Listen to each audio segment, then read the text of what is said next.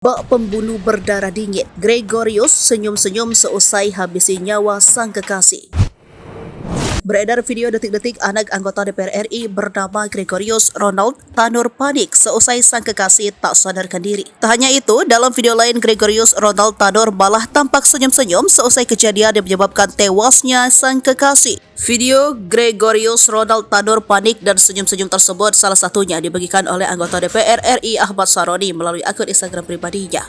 Saroni menduga jika korban sudah meninggal di lokasi tempat korban dan pelaku Gregorius karaoke sepertinya sudah meninggal dari kawasan tempat karaoke ini.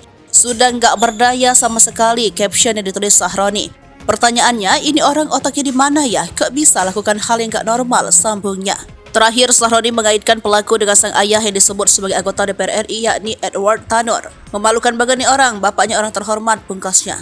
Peristiwa tersebut terjadi di sebuah ruangan di mana tubuh Didi di atas kursi roda dengan kondisi mengenaskan. Tubuh tergolek lemah dengan kondisi tangan lebam membiru. Sementara Gregorius tampak berdiri di belakang kursi roda sambil teriak-teriak panik dan memberikan pertolongan. "Pak Wes, mati Pak, ayo Pak, telepon Pak," teriak Gregorius pada pihak keamanan.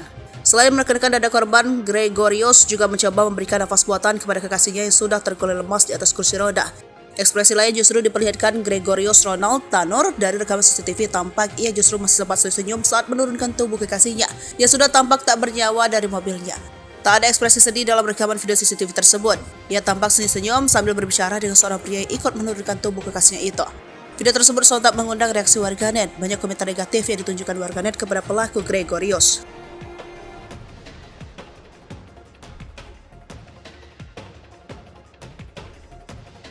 Download Tribun X sekarang, menghadirkan lokal menjadi Indonesia.